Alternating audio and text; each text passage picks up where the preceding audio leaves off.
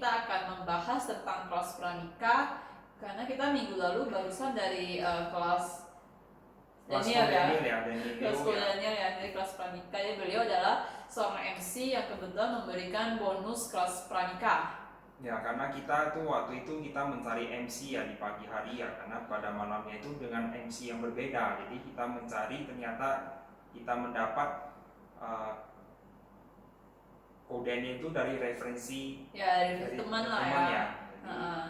Jadi ya kelas pranikah ini cukup bermanfaat ya, sangat bermanfaat sih sebenarnya ya kan. Jadi kita jadi tahu nih, jadi sebagai referensi nanti kehidupan rumah tangga itu kayak gimana. Ya, jadi Kodenil itu adalah satu-satunya MC di Medan yang memberikan kelas pranikah ya. Jadi untuk menjadi sebagai bekal persiapan untuk nanti kehidupan berumah tangga. Ya, untuk kehidupan rumah tangga gitu. Jadi mendapat sebuah petunjuk gitu.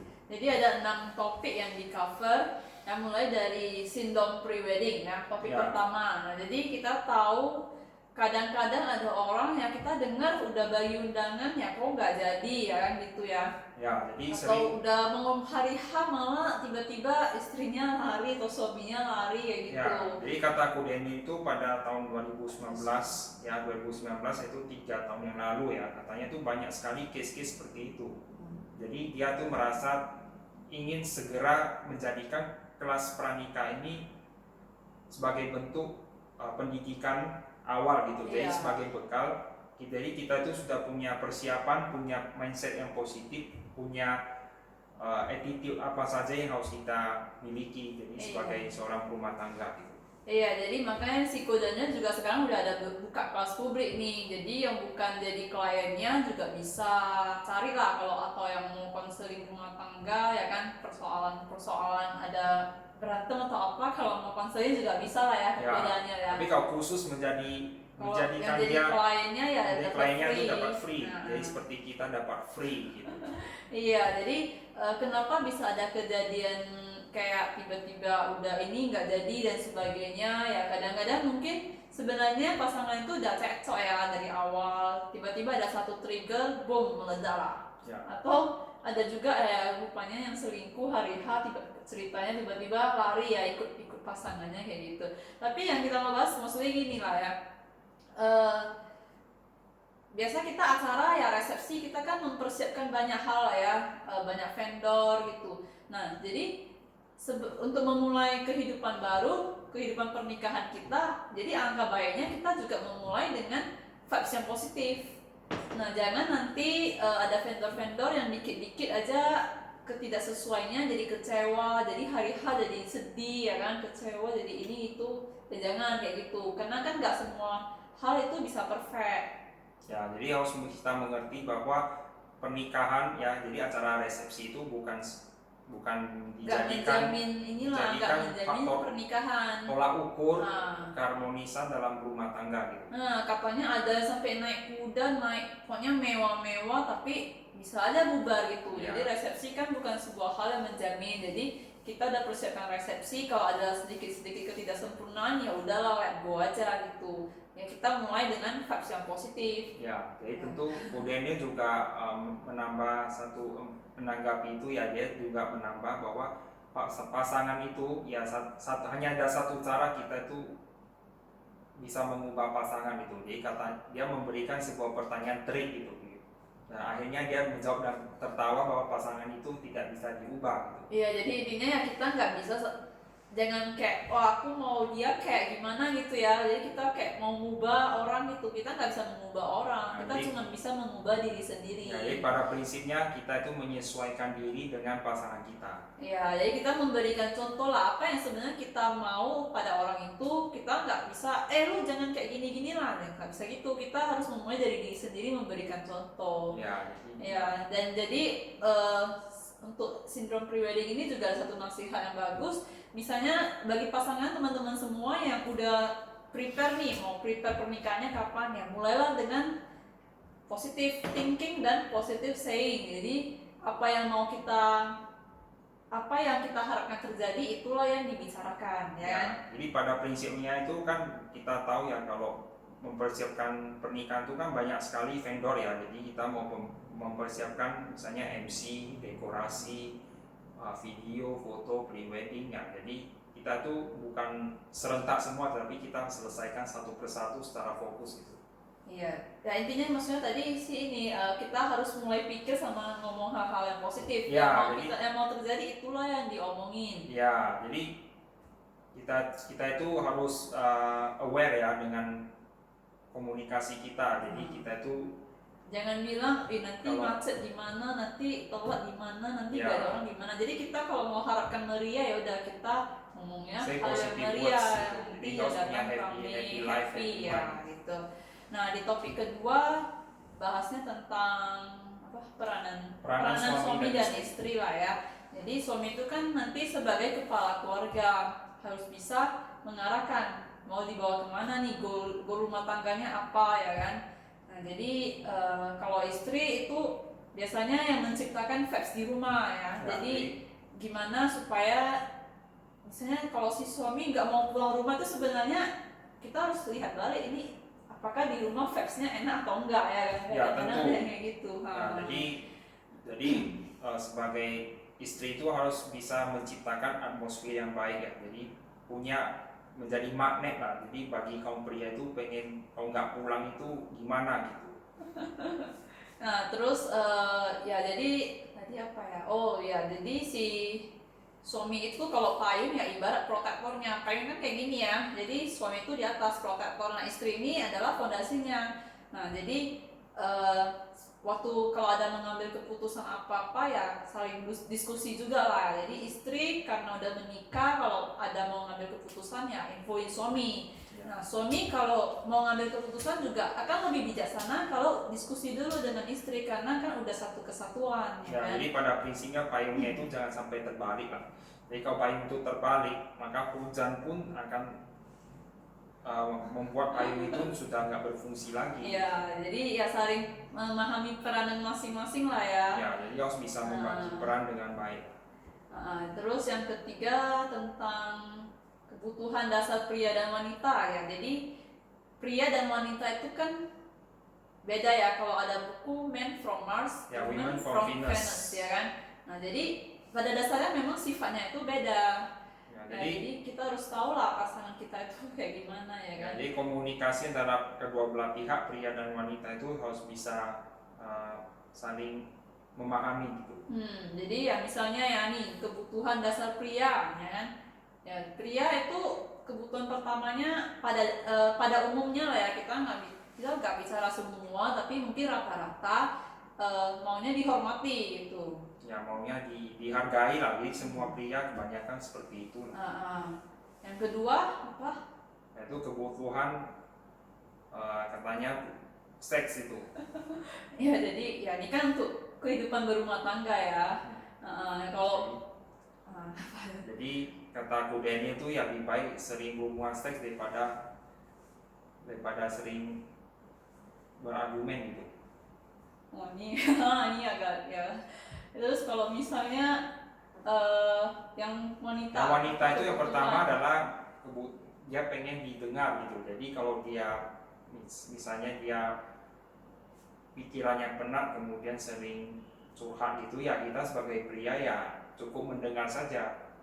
Dan pada akhirnya perempuan itu kebanyakan akan melunak karena dalam penelitian dalam sehari perempuan itu bisa mengucapkan sampai 20.000 kata gitu. Jadi kalau pria itu lebih sedikit, jadi kita harus bisa mengerti bahwa perempuan itu banyak hal yang dia ingin ungkapkan gitu. Terus Kebutuhan kedua adalah yang pertama tadi mau didengarkan, yang kedua adalah maunya diprioritaskan atau dicintai atau diperhatikan. di care gitu. Jadi misalnya sang istri sedang memasak atau punya misalnya dia ingin mengangkat barang ya, kita sebagai suami ya harus bisa mau membantu dia mengambil barang atau membantu dia kebutuhan dia itu apa, keperluan sehari-harinya apa gitu. Oke, jadi terus kita lebih baik juga kita bisa mengerti personality pasangan ya kan. Ya, Jadi kan ada 4 personality. Ya, yang pertama itu adalah tipe sanguinis. Jadi tipe ini adalah tipe yang kalau kita melihat pasangan kita itu dia bersifat sebagai orang yang sangat ceria, sangat cheerful, sangat kemudian sangat heboh gitulah, itu heboh sama ini gitulah. pandai bicara, banyak bicara dan suka sebagainya lah. mencari perhatian lah. Nah, terus yang kedua Yang tipe kedua, koleris, tipe yang nah, koleris. tipe yang kuat, yang Tipe yang maksudnya dominan. yang dominan ya, yang lebih ke leadership gitu ya, Ya, jadi tipe yang kalau ngomongnya yang itu bisa main memimpin tegas, lah, yang tegas ya kan. tegas, ngegas. Nah, terus Yang ketiga adalah yang ketiga, melankolis, itu tipe yang sangat teliti. Gitu. ya Jadi, teliti, teratur, yang perfeksionis ya, ya juga kan. teratur, terukur dan terstruktur gitu. Terus yang keempat Pada tipe yang pragmatis itu tipe pasangan yang cincai-cincai aja gitu. Jadi apapun ya dia merasa puas dengan apapun yang sudah dia miliki gitu. iya, jadi masing-masing ada positif, maksudnya ada kelebihannya, ada kekurangannya. Ya, jadi kalau kita dan masing-masing orang itu beda-beda ya. Ada yang cuma punya satu kepribadian, ada yang campur, ada yang 3, ada yang campur 4, kan kayak aku. Ya, jadi kayak nasi campur gitulah. Ada pakai ayam, ada pakai ikan, nah gitulah. Jadi kalau misalnya teman-teman ya harus tahu lah ya tipe pasangan kayak gimana, kekurangannya ya itu dimaklumin lah ya, karena seperti yang tadi udah dibilang di awal, kita kan nggak bisa mengubah pasangan, kita cuma bisa menginspirasinya. Yang mau berubah harus dari dirinya sendiri ya. Ya, pada prinsipnya itu Anda bisa memahami bahwa kadang karakter kita itu berbeda, tetapi bisa saling melengkapi gitu. Ya, jadi ini untuk saling melengkapi. Nah, itu seputar cowok dan cewek ya. Jadi cowok punya masing-masing, cowok dan cewek aja itu udah beda, apalagi dibedakan lagi dengan personalitinya. Jadi ya itulah, maka pasangan itu ya harus saling memahami lah ya, memaklumi. Dan ya itulah. Kemudian yang selanjutnya, konflik, tentang manajemen konflik. Jadi kan nggak mungkin ya di suatu rumah tangga itu sama sekali nggak pernah sampai udah tua mulus gitu, sampai nggak ada konfliknya, itu nggak mungkin ya kan. Jadi kalau menganalogi sendok dan garpu ya, kadang kita makan itu juga bisa berbenturan gitu. Jadi ya di sini ya kita diajarin tuh kalau misalnya ada konflik itu gimana kita menanggapinya. Jadi kita ya nggak boleh lari dari masalah lah ya, kita harus menyelesaikannya gitu. Harus didiskusikan apa yang pasangan kita nggak suka ya kan. Terus jangan dipendam, jangan diem aja gitu. Ya, jadi semua tuh harus kita diskusikan bersama gitu. Jadi tidak bisa kita menyimpan persoalan itu. Jadi persoalan itu nggak akan hilang kalau dibiarkan gitu. Tentu harus mencari solusi. Dan solusi itu adalah karena kita sudah berpasangan, maka kita itu harus bersama-sama membuat keputusan gitu. Ya, jadi terus nasihatnya lagi ya, kalau misalnya ada masalah ya antara dua orang itu aja diselesaikan, jangan meluber kemana-mana, itu nggak guna. Termasuk pada orang tua ataupun kepada teman-teman gitu, karena kadang apalagi sampai update status, ada yang aduh lagi gimana nggak mood ini suami aku gitu-gitu, itu apa update status di sosmed itu sebenarnya nggak guna banget gitu. Ya, karena yang tahu persoalan sesungguhnya itu adalah pasangan itu sendiri, bukan iya, jadi kalau misalnya kita malah ngomong ke yang lain tuh malah ya bisa aja nambah bumbu ya kan, A B C D jadi banyak ya. Jadi makin harusnya jadi yang kecil jadi besar, dan ngapain juga kita menambah beban ya, beban orang lain. Jadi gitu.